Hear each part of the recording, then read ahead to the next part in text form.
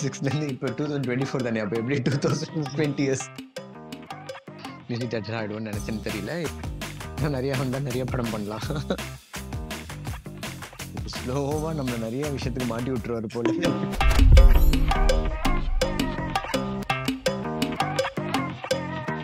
இப்போ என்னன்னா சார், ஒரு ஃபுட்டு சாப்பிடும்போது ஒருத்தருக்கும் ஒரு எக்ஸ்பீரியன்ஸ் உருவாகும். இப்போ நான் பார்த்தீங்கன்னா வந்து சோகமாக இருந்தாலும் சாப்பிடுவேன், சந்தோஷமா இருந்தாலும் சாப்பிடுவேன், சும்மா இருந்தாலும் சாப்பிடுவேன். அப்படிப்பட்ட ஒரு ஆள் நான். ஸோ எதுக்கு உங்களுக்கு கொண்டு வந்திருக்கானா வந்து ஒரு ஃபுட்டு வந்து ஒரு எக்ஸ்பீரியன்ஸ். ஸோ உங்களுக்கு வந்து ஒரு சாப்பிடும்போது ஓகே ஏதோ ஒன்று திடீர்னு தோணலாம்.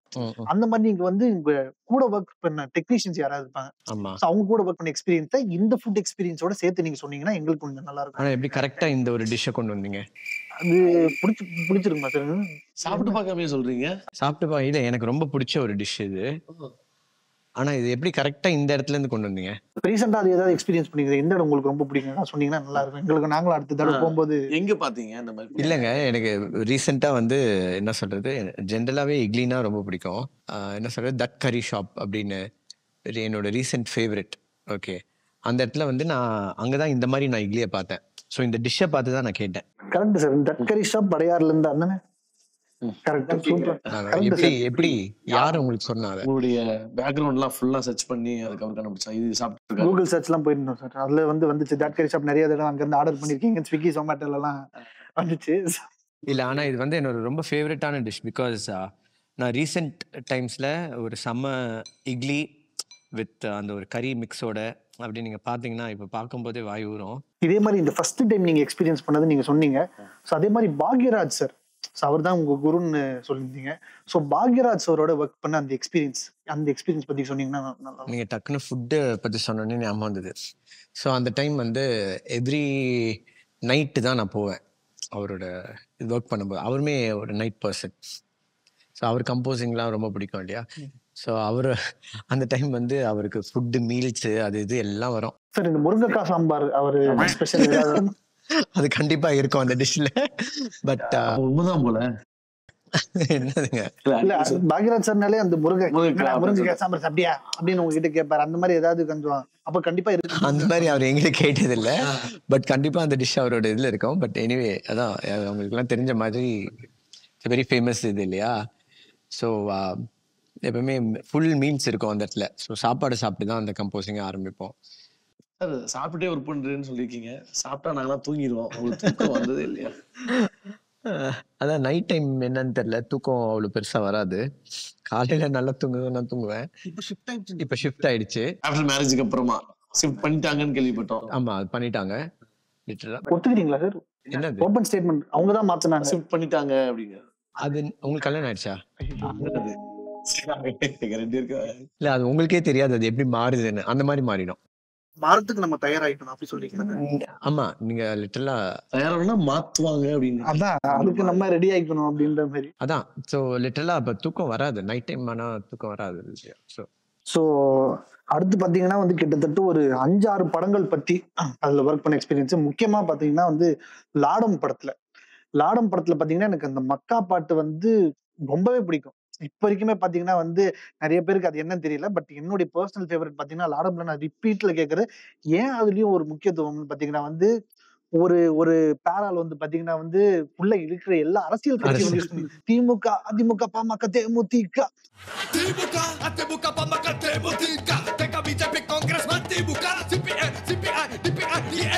அப்படின்னு சொல்லிட்டு பயங்கரமா பண்ணிருப்பீங்க. அந்த ஐடியா எப்படி சார் இருந்துச்சு? திறமையை வெளிப்படுத்துறது பாருங்க. அப்பப்போ ஏதாவது வாய்ப்பு கிடைக்கும்ல. ஸோ அது ஐடியா டிரெக்டர் கிட்ட இருந்து தான். ஏன்னா இட்ஸ் பொலிட்டிக்கல் சாங்காக எழுதணும்னு எழுதலை. பட் அந்த சிச்சுவேஷன் அந்த மாதிரி ஒரு வில்லனை பற்றி பாடுற ஒரு லிட்ரலி அது ஒரு என்ன சொல்கிறது, ஒரு டான்ஸ் ஐட்டம் சாங் மாதிரி தான் அது.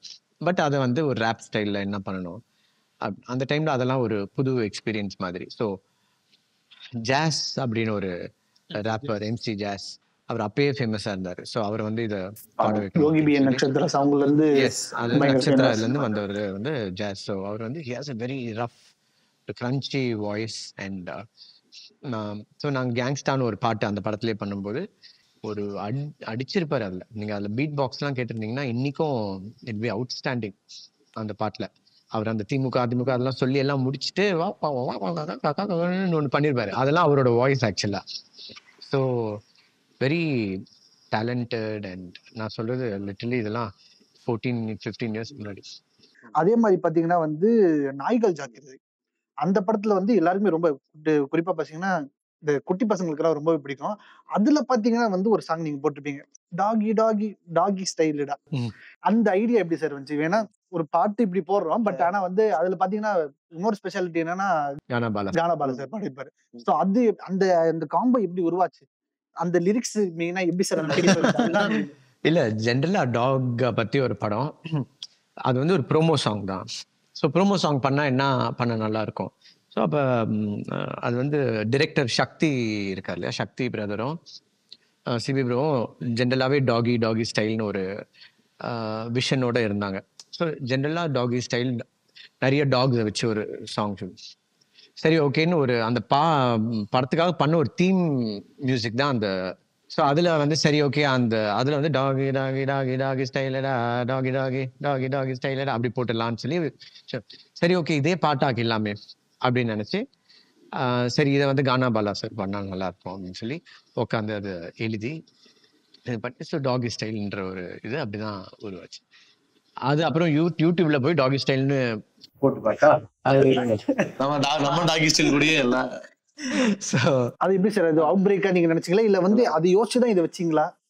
அதானே இவ்வளோ நேரம் கதை சொல்லி பட் ஆனா இப்படி அது ரிஃப்ளெக்ட் ஆகும் நினைச்சீங்களான்னு யூடியூப்ல போட்டு பார்க்கும்போது இல்ல. அப்புறம் கொஞ்ச நாள் கழிச்சு கொஞ்சம் என்னோட பாட்டு கொஞ்சம் மேல வந்தனால அதெல்லாம் மறைஞ்சிருச்சு.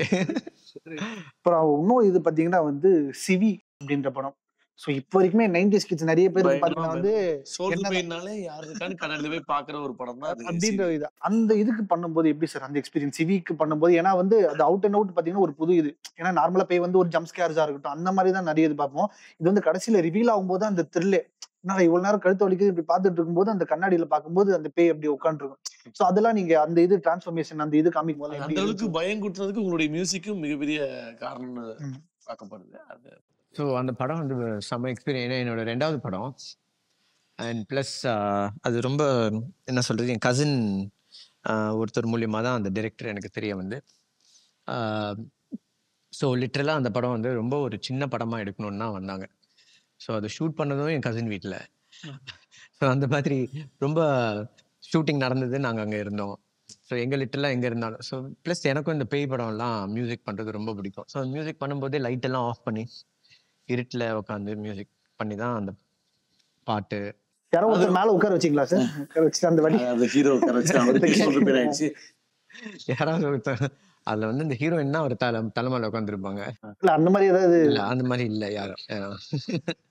ரியல் லைஃப் என்கவுண்டர்ஸ் இல்ல இல்ல இந்த படத்துல தான் சிவி இல்ல அந்த மாதிரி ஏதாவது நடந்திருக்கான்னு கேக்குறேன். அபார்ட் ஃப்ரம் சிவி ஏதாவது ரியல் லைஃப் என்கவுண்டர்ஸ் ஏதாவது? ரியல் லைஃப் என்கவுண்டர்ஸா? இந்த ஸ்ட்ரீட் கார்னர்ல நான் வந்து எனக்கு தெரிஞ்ச ஒருத்தவங்க வந்து அங்க நிக்கிற மாதிரி பார்த்துட்டு இருந்தேன்.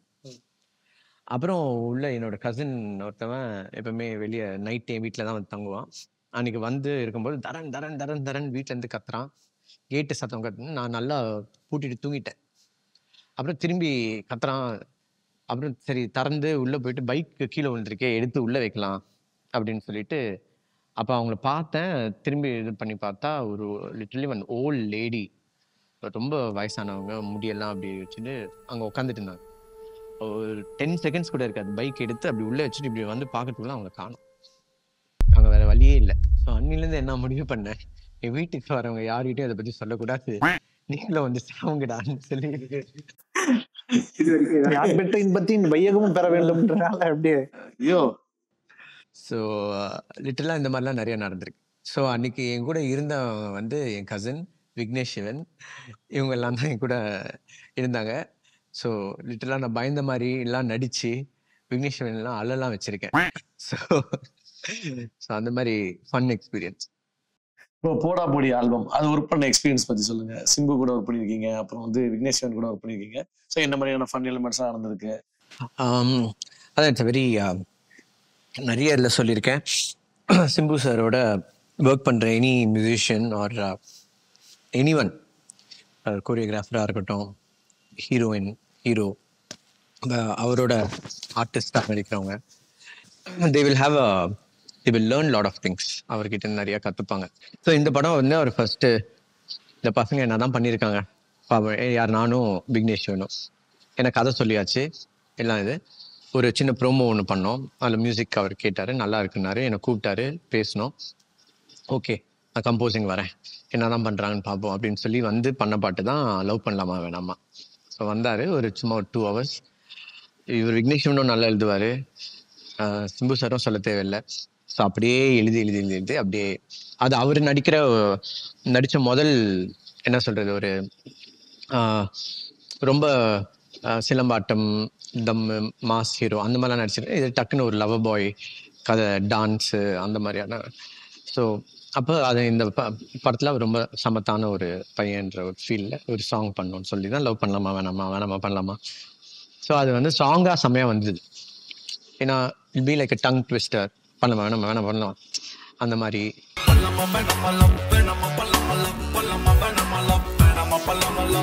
அப்புறம் அழகா லிரிக்ஸ் அதுக்கப்புறமா வரும். ஸோ எல்லாமே இவங்களே எழுதி நாங்களே அப்படியே பண்ணி ஒரு 4 செவத்துக்குள்ள பண்ணி அந்த பாட்டை முடிச்சிட்டோம். அதை தாண்டி வந்து அந்த படத்தோடைய அந்த பாட்டோடைய விஷுவலே பாத்தீங்கன்னா பயங்கரமா இருக்கும். ஆமா, அவருடைய பழைய படங்கள்ல எல்லா கெட்டப்ஸ் எல்லாம் எடுத்துட்டு வந்து அந்த இதெல்லாம் ஆமா, பார்க்கும்போது உங்களுக்கு எப்படி ஆமா, சரிச்சு? ஆமா. ஏன்னா ஒரு பாட்டு நம்ம கேட்கும்போது ஓகே, அந்த விஷுவலைசேஷன் இன்னும் பிரம்மாண்டமா இருக்கும்போது யா அதுதான் நம்ம பண்ண ஃபர்ஸ்ட் பாட்டு.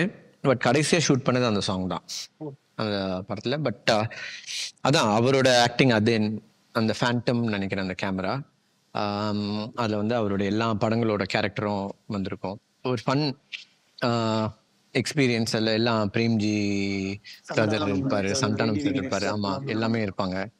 ஸோ ஒரு ஃபன்னான ஒரு எக்ஸ்பீரியன்ஸ் தான் அந்த பாட்டு. சிம்பு சாரை ஃபர்ஸ்ட் மீட் பண்ணது அவரை நான் அதுக்கு முன்னாடியே நான் மீட் பண்ணியிருக்கேன். மீட் பண்ணி என் சாங்ஸ் கேட்டிருக்கீங்களா அதெல்லாம் கேட்டிருக்கேன். ஒரு தடவை மீட் பண்ணேன். அதுக்கு அப்புறமா வந்து அவர் என்ன மீட் பண்ணணும்னு சொன்னது தான் இந்த இது. ஸோ லிட்ரலி அது ஒரு மேசிவ் எக்ஸ்பீரியன்ஸ். ஏன்னா இந்த ஒரு பாட்டுன்னு மட்டும் இல்லை, எல்லா பாட்டும் பண்ணிட்டோம், இது பண்ணோம். அப்புறம் பொள்ளாச்சியில் வந்து அவரோட வேற மூவி சிலம்பாட்டம் ஷூட் முடிச்சுட்டு வருவார். ஈவினிங் மேலே உட்காந்து எங்களோட சாங் பண்ணுவார். ஸோ அப்படிதான் ஆயம்ம குத்து டான்சர் அந்த சாங் பண்ணோம். எல்லா பாட்டும் முடிச்சிட்டோம். அப்புறம் கடைசியில் அந்த குழந்தைக்கு ஒரு பாட்டு ஒன்று இருக்கணும், சரிப்பா பண்ணலாம் அப்படின்னு சொல்லி அப்படியே போய் உட்காந்து ஒரு சாங் பண்ணது தான் அப்பா மவனே வாடா. ஸோ வாலி சார் எழுதியிருப்பாரு. So literally great experience working. அவர் வாலி சாரும் இந்த ஜென்ரேஷனுக்கு ஏற்ற மாதிரி ஃபர்ஸ்ட் ஃப்ரெண்டுப்பாவும் பெஸ்ட் ஃப்ரெண்டுப்பா அதெல்லாம் யூனோ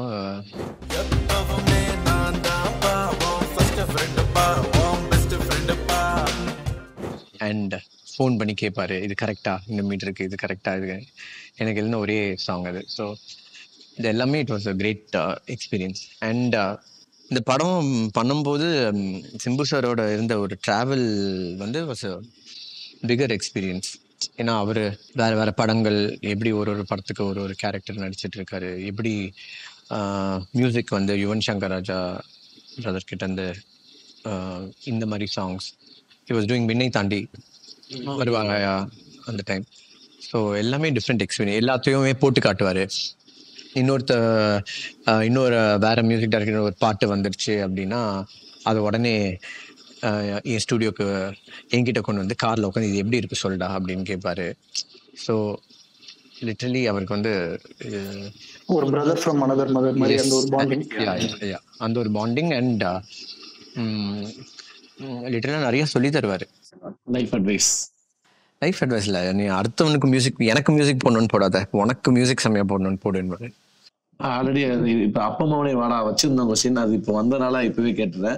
ஸோ அந்த சாங் பொறுத்த வரைக்கும் அப்பாக்குன்னு அந்த லிஸ்ட்ல வந்து ஆட் ஆகுது. அதை எப்படி பாக்குறீங்க? எந்த அளவுக்கு உங்களுக்கு ஹாப்பியா இருந்துச்சு?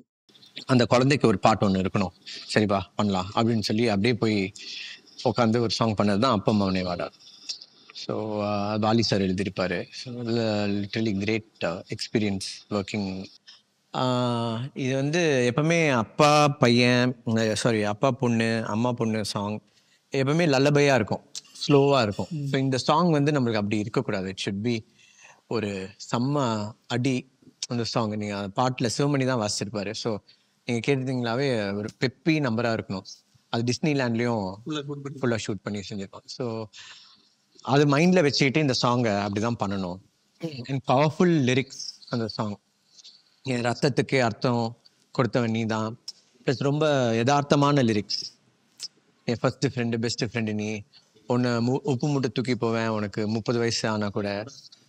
ஸோ இதெல்லாம் வந்து நம்ம ஒரு பையன்கிட்ட டெய்லி பேசுகிற மாதிரி ஆன வார்த்தைகள். ஸோ அதுதான் இந்த சாங்கோட இது. ஏன்னா இன்னைக்கு நான் கொஞ்ச நாள் முன்னாடி கூட போய் பார்த்தேன், போடா போடியில் அவ்வளோ சாங்ஸ் எல்லாமே போடா போடி அதை பற்றி சொல்லுவாங்க, லவ் பண்ணலாம். பட் இந்த சாங்க்கு அவ்வளோ பேருங்க பார்த்துருக்காங்க கமெண்ட்ஸ். இது கம்பேரிங் டு அதர் சாங் இதில் அவ்வளோ வியூஸ் இருக்கு. அந்த டைம்ல நிறைய பேர் வந்து இந்த ரிங்டோனெல்லாம் வச்சிருந்தாங்க. இல்லை வச்சிருந்தாங்க, பட் நான் சொல்கிறேன் அதோட சக்ஸஸ் வந்து என்றைக்குமே இல்லையா இந்த சாங். அதே போல வாலி பத்தி பேசியாச்சு. நாமுத்துக்குமார் சார் அவரு கூட நீங்க ஒர்க் பண்ணிருக்கீங்க, போடா போடி. நாமுத்துக்குமார் சார் என்னோட நிறைய சாங்ஸ் நல்ல ரீச் ஆன காரணம் நாமுத்துக்குமார் சார் ஃப்ரம் உன்னை கண்டேனே. ஏன்னா பாக்கியராஜ் சார் கிட்ட அவர் கொஞ்ச நாள் இருந்தார்னு நினைக்கிறேன். அவர் அந்த டைம் வந்து பாட்டு எழுதும் போது உன்னை கண்டேனுக்குலாம் எனக்கு இன்னும் ஞாபகம் இருக்கு. ஒரு பல்லவி 4 சரணம் எழுதியிருப்பாரு, இன்னொரு பல்லவி இன்னொரு 4 சரணம் எழுதியிருப்பாரு. அதுலேருந்து ஆப்ஷன்ஸ் பெஸ்ட்டாக எடுத்து பண்ணுற மாதிரி. ஸோ லிட்ரலி அவ்வளோ கொடுத்துருப்பாரு. இன்னைக்கெல்லாம் லிரிக்ஸ் வந்து நாங்கள் ஃபோனில் பாடி இதுதான் பல்லவி இதுதான் சரணம், அவங்க பாடி இதுதான் சரணம், முடிஞ்சிருச்சு. ஸோ அந்த மாதிரி சில விஷயங்கள் இதெல்லாம் வந்து எனக்கு என்னோட மெலடி சாங்ஸ் பூவே பூவே, போடா போடி அந்த சாங், உன்னை கண்டேன், இதெல்லாம் நிறையா, இது எல்லாமே வந்து lot of songs is given been very close to my heart. So அதோட experience is great experience. Sir இப்போ இது ஒரு கான்ட்ரவர்ஷியலான கேள்வியா மாறலாம். ஸோ ஆனா நீங்க யாருடைய ஃபேன்? யாருடைய ஃபேன்? நான் யாருடைய ஃபேன்? இது கான்ட்ரவர்சியா? இல்ல அதுக்கப்புறம் கான்ட்ரவர்ஷியலா விட்டுட்டோம். ஓ, யாருடைய ஃபேன்னா இப்போ உங்களோட ஃபேனு? நான் நினைச்சேன் எங்க அப்பா அம்மா ஃபேன் அந்த மாதிரிலாம் ஏதாவது சொல்லுவீங்களா? இல்ல நான் கைதான் ஃபேன், உஷா ஃபேன் அப்படி சொல்லுவேன்னு நினைச்சீங்களா? அந்த மாதிரி நான் சொல்லிட்டு இருக்கேன். தலையா தளபதி எப்படி வச்சுப்போம்? நீங்க லிட்டரலா அதுக்குதான் வரீங்கன்றது தெரியுது. எனக்கு 2 பேருமே வந்து நான் இன்னும் முடிக்கல, நானே சொல்லிடுறேன். சரி, 2 பேருமே வந்து எனக்கு இப்போ personally I like them personal life. ஏன்னா என்ன சொல்றது, எனக்கு அஜித் சார் வந்து I was suppose to do a film for him, அது நடக்கலை.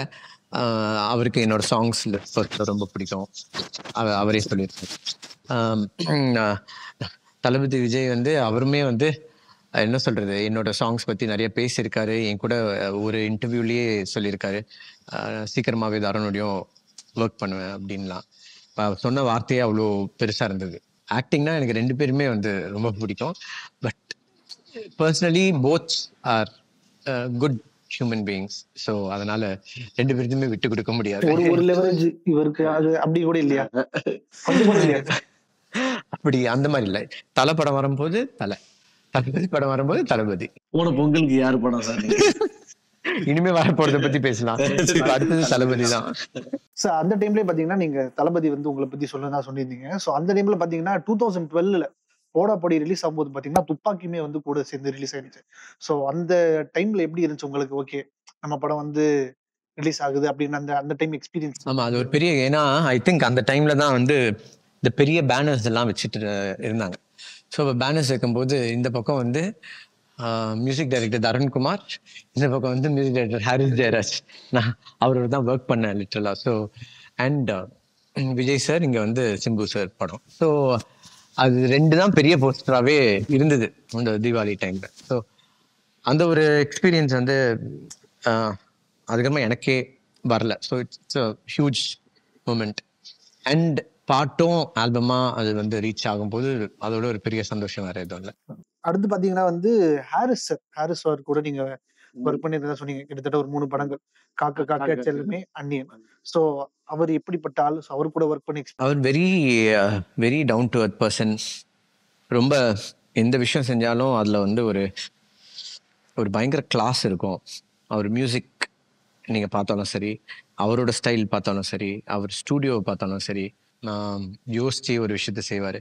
அவர் மியூசிக்கே அதை பேசும். நீங்கள் பார்த்தீங்கன்னா நிறைய கச்சாமுச்சான்னு இருக்காது, ரொம்ப க்ளீனாக ஒரு பாட்டு எல்லாமே, வெரி ஃபியூ ட்ராக்ஸ், அழகான ஒரு வாய்ஸு, ஒரு பேஸ் வாய்ஸ், பசிகராவாக இருக்கட்டும், போன்ற ஒரு பேஸ் வாய்ஸ், பாம்பே ஜெயஸ்ரீ அதெல்லாம் இன்ட்ரடியூஸ் ஆன ஒரு டைம் இல்லையா? ஸோ அண்ட் நான் அவரோட ஒர்க் பண்ணி 2-3 மூவிஸ் ஒர்க் பண்ணி முடிச்ச உடனே அவர் வந்து கௌதம் சார் கிட்ட சொல்லியிருக்காரு, உன்னே கண்டேனே சாங் அப்போ தான் வந்தது, ரொம்ப நல்லா பண்ணியிருக்காரு, இட்ஸ் வெரி நைஸ் அப்படின்னு கௌதம் சார் எனக்கு சொன்னார். He asked me to tell you. So yeah, very happy. Next Yuvan, உங்களோட தலைவன், எங்களுடைய தலைவனும் தான். யுவன் சார் கூட யாழினி மோனில ஒர்க் பண்ணியிருக்கீங்க, அப்புறம் இண்டிபெண்டன்ஸ் சாங் ஒர்க் பண்ணியிருக்கீங்க. ஸோ சம்மர்லயும் பாத்தீங்கன்னா வந்து ஒர்க் பண்ணிருக்கீங்க. சம்மர் வந்து ஆமாம், சம்மர் வந்து நான் பேக்ரவுண்ட் ஸ்கோர் பண்ணேன். அந்த டைம் அவரால் பண்ண முடியல, he had some other shows. So I was happy, ஏன்னா அவர் சாங்ஸ் பண்ணி நான் பேக்ரவுண்ட் ஸ்கோர். அது விஷால் சாரோட பெரிய படம் அது. அதான் அவர் யுவன் வந்து என்றைக்குமே I'll be very very grateful to him. ஏன்னா சித்து +2 தான் அவர் பாடின முதல் பாட்டு இன்னொரு மியூசிக் டைரக்டருக்கு. ஸோ அப்போ 2 சாங் இருக்குது, ஒன்று மெலடி ஒன்று இது. எந்த சாங் பாடுறீங்க அதை கொண்டு வந்து காட்டுறேன். இல்லை எந்த சாங் இருந்தாலும் ஓகே அப்படின்னு சொல்லி தான் அந்த பூவே பூவே சாங் அவர் பாடினார். அதுக்கப்புறமா ராசாத்தி நெஞ்ச பாடினாரு, தென் பப்பியில் ஒரு பாட்டு பண்ணார். So it's always been there. நான் எப்போ போய் அவர்கிட்ட கேட்டாலுமே is there to sing for me and be there for me as a support, great support. So அதுக்கப்புறம் பார்த்தீங்கன்னா வந்து நெக்ஸ்ட் நீங்கள் முன்னாடி லாடம்ல நம்ம பேசின மாதிரி வந்து அதுலேயும் வந்து பார்த்தீங்கன்னா வந்து எம்சி ஜாஸ் அவரோட ஒர்க் பண்ணியிருக்கீங்க. இன்னொரு படம் பார்த்தீங்கன்னா வந்து இங்கே என்ன சொல்லுது அப்படின்ற படம். அதில் பார்த்தீங்கன்னா அப்பா டக்கர் அப்படின்னு ஒரு பாட்டு. So அது வந்து வந்த டைம்லேயே பார்த்தீங்கன்னா வந்து எனக்கு பயங்கர, ஏன்னா ரொம்ப கேட்சியான ஒரு இது, நான் தான்டா அப்பா டக்கர், நான் தொட்டா நீயும் டக்கர். அதில் அவர் அதில் பார்த்தீங்கன்னா வந்து சைக்கோ யூனிட், அவங்க ராபிட் மேக் அவங்கள வந்து அவங்களுடைய இது பாடிருப்பாங்க. ஸோ இந்த ரேப்பர்ஸோட ஒர்க் பண்ற அந்த எக்ஸ்பீரியன்ஸ், ஏன்னா வந்து நார்மலான உங்களுக்கு மெலடி தான், பட் ஆனா வந்து இது ரெண்டுத்துலயுமே கலக்கிருக்கீங்க எனக்கு தெரியும், என்ன பொறுத்த வரைக்கும். ஆமாம், அது அந்த டைம் அமைஞ்சது. அதுக்கப்புறமா எனக்குமே பெருசாக அமையல. இப்போ இண்டிபெண்டன்ட் சாங்ஸ் எழுது அந்த மாதிரி ரேப் பண்ணிட்டு இருக்கோம். அந்த சாங் வந்து அப்பா டக்கர் அப்படின்னு அப்பா டக்கர்னு அந்த வேர்டை ஃபிக்ஸ் பண்ணி அதை எழுதி அந்த மாதிரி ஒரு சாங் தான் பண்ணணுன்ற ஒரு பிளான். அவங்க ரொம்ப ரொம்ப ப்ரில்லியண்ட்டாக எழுதி நல்ல சாங்ஸ் பண்ணுறவங்க rapid, very famous in.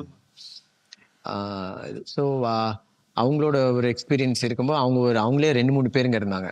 So லிட்டரலாக வேற வாய்ஸில் அது கேட்கும்போது செம்மையாக இருந்தது. அந்த ஜானர் வந்து இப்போ நிறைய இண்டிபெண்டன்ட் சாங்ஸில் வந்து, அப்போ அந்த படங்களில் வந்தது ரொம்ப கம்மியாக இருந்தது. இப்போ நிறைய சாங்ஸ் கேட்டுட்ருக்கோம் இல்லையா? ஸோ சரி, அந்த மாதிரி ஒரு பாட்டு பண்ணுவோன்னு இப்போ ஒன்று பண்ணிகிட்டு இருக்கோம். பண்ணி